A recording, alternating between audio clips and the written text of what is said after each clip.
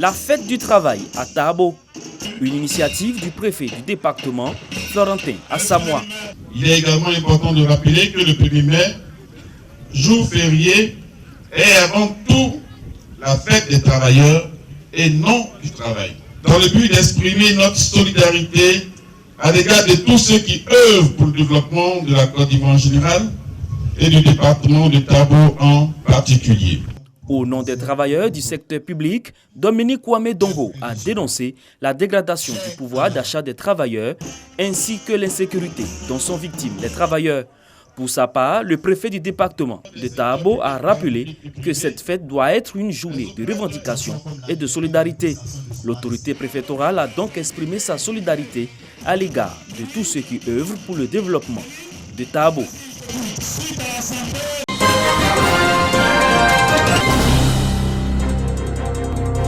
C'est la place de la République de la ville qui a servi de cadre à la célébration de la fête du travail ce 1er mai à Séguéla dans la région du Ourodougou. Les corps constituants ont plaidé pour plus de sécurité dans la ville et la réduction du coût de la vie à Séguéla. Répondant à leurs préoccupations, le préfet du département de Séguéla, préfet de la région du Ourodougou, les a exhortés à plus d'abnégation au travail et à bâtir ensemble la Côte d'Ivoire. Le secrétaire général de préfecture, Dion Nestor, a au nom du préfet de région, préfet d'Odiéné, invité à l'occasion de la fête du 1er mai, les travailleurs à plus d'abnégation pour sortir la région du Kabadougou du sous-développement. Occasion pour le représentant du préfet d'inviter les producteurs de noix de cajou mécontents à la patience, car selon lui, l'État a pris des dispositions pour acheter les produits au prix officiel fixé par le gouvernement à 375 francs CFA. Il a ensuite exhorté l'ensemble des travailleurs exerçant dans la région à privilégier le dialogue pour maintenir la cohésion sociale. La fête du travail a été célébrée à Agboville, dans la région de l'Agné-Bitiassa, en présence du préfet des régions, André Eponon. Les syndicats des travailleurs de la localité ont souhaité la baisse du coût de l'eau, de l'électricité, du prix des denrées alimentaires, la lutte contre l'insécurité, le renforcement du plateau technique au CHR d'Agboville. La situation de l'école n'a pas été oubliée. Les travailleurs ont également suggéré l'organisation des états généraux de l'école afin de mettre un terme aux multiples crises qui la secouent et réduire le taux d'échec. Le préfet des régions, André Eponon, a promis transmettre ses préoccupations au chef de l'État. Gabiagui, localité située à plus de 400 km d'Abidjan, dans le département de San Pedro, en pleine célébration de la fête du travail. C'est la place publique de la localité qui a accueilli l'événement. L'amélioration des conditions de travail était le sujet principal évoqué par les responsables syndicaux. Prenant la parole, Sylvie Ba, sous-préfet de Gabiagui, rassure les travailleurs et les centrales syndicales de la volonté du gouvernement ivoirien d'offrir un bien-être à tous les travailleurs de Côte d'Ivoire. Elle a promis également transmettre toutes les doléances au président de la République. Un défilé de toutes les couches sociales a meublé la commémoration de ce 1er mai 2019. Les travailleurs de Gbélégbang et de Samago sensibilisés sur les droits et devoirs du fonctionnaire à l'occasion de la fête du travail. Occasion pour le préfet de Gbélégbang, Ado Tano, et le sous-préfet de Samago, Lateso Jacques, d'inviter les travailleurs de leur localité au respect des institutions. Les autorités préfectorales ont invité les travailleurs de Gbélégbang et de Samago à faire confiance au président de la République Alassane Ouattara et son gouvernement qui sont à la tâche pour améliorer les conditions de vie et de travail des populations.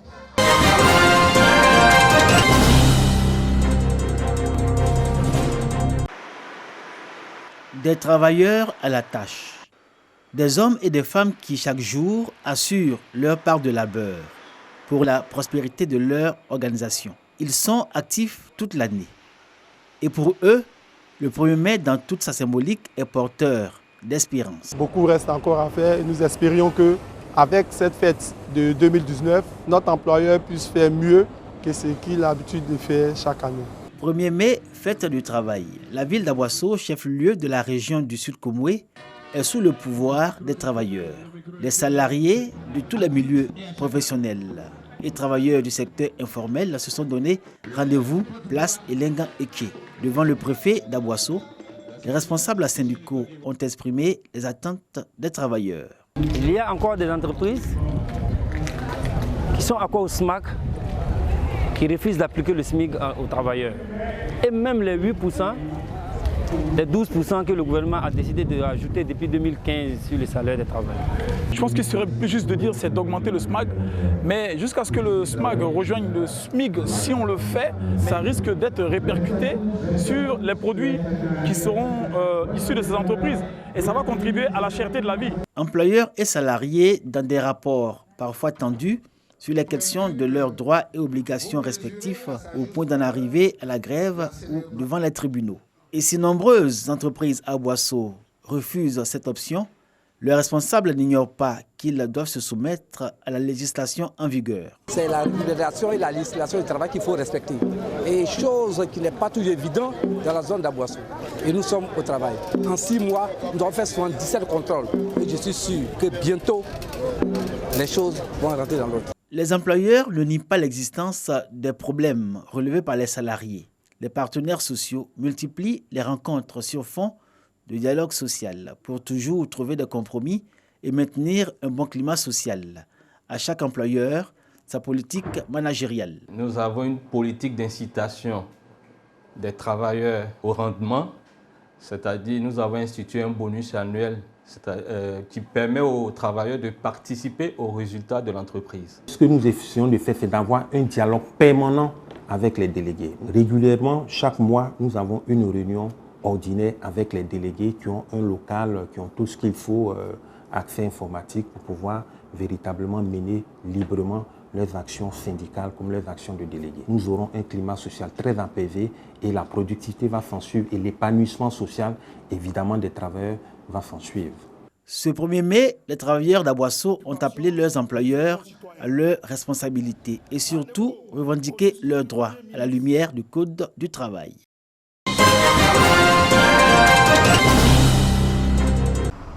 À partir d'Abidjan, il faut parcourir environ 800 km pour arriver à Madinani, dans le nord de la Côte d'Ivoire. Madinani, petite Médine, en malinké, langue du terroir. Ici, on est musulman à 99%, de père en fils. Les Komaras sont les principaux guides religieux et Madinani, considéré comme le grenier de la région du Kabadougou.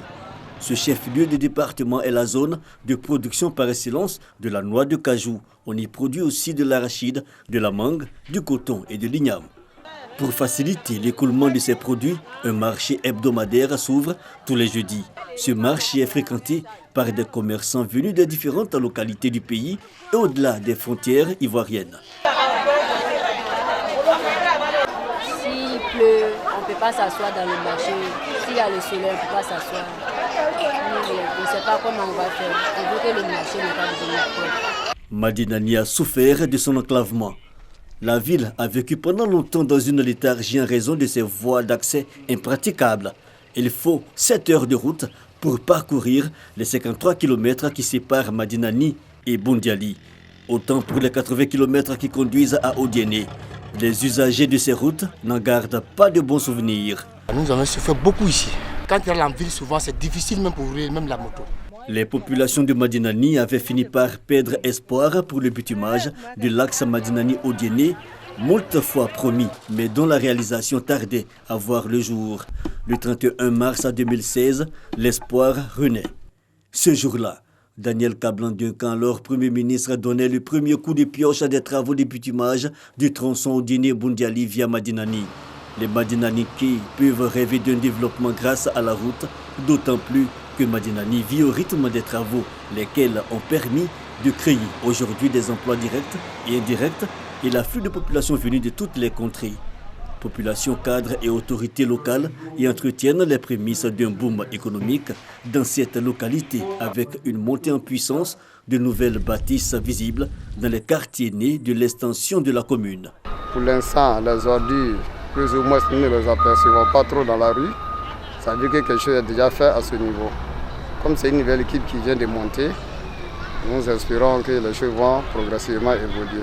Madinani était dans un grand sommeil. Vous avez constaté que Madinani est évidemment en chantier. Nous qui sommes venus d'ailleurs, nous avons commencé à entreprendre. Vous voyez juste derrière moi là, la maison qui est là m'appartient. Voilà, si j'ai investi, c'est pour le développement de Madinani. Les voies bitumées Madinani Odiéné et Madinani Boundiali, une opportunité dont la mairie de Madinani compte tirer profit. Lors de la première session ordinaire du conseil municipal de Madinani, le budget primitif de l'exercice 2019 a été adopté à hauteur de plus de 149 millions de francs CFA. Une nette amélioration par rapport à celui de l'année précédente. 55% de ce budget, soit 82 762 000 francs CFA, seront consacrés à l'investissement afin d'améliorer les conditions de vie des populations. C'était plutôt une session budgétaire qui a donné donc l'occasion de passer en revue les points principaux que nous entendons mettre en œuvre les premières heures au moment où nous lançons effectivement notre mandat. Ça nous a permis de voir et chacun des secteurs suivant la hiérarchie que nous nous sommes donnés, qui sont d'abord les secteurs sociaux dans lesquels nous voulons être le plus proche possible de la population. C'est ainsi que la santé, l'école et bien d'autres aspects ont été évoqués et dotés. Conséquemment, c'est également le secteur économique. Nous pensons que le social, appuyé d'un économique fort, est porteur d'un avenir meilleur pour la population. Les priorités de l'équipe municipale sont nombreuses. Au nombre de celles-ci, l'assainissement, la construction de logements sociaux, l'école, le recouvrement des taxes municipales et l'éducation des populations à la salubrité et à l'hygiène. La population est brave, elle est vaillante, mais la population quand même a besoin d'être encadrée pour tirer le maximum d'avantages de cette vaillance dont ils font preuve tous les jours. Très rapidement, essayer de prendre contact avec l'association professionnelle de banque, avec tous les acteurs pour voir comment étoffer le réseau en venant justement s'implanter ici, car il y a du business à développer. La question de l'emploi des jeunes et de l'autonomisation de la femme attendant de trouver une solution définitive.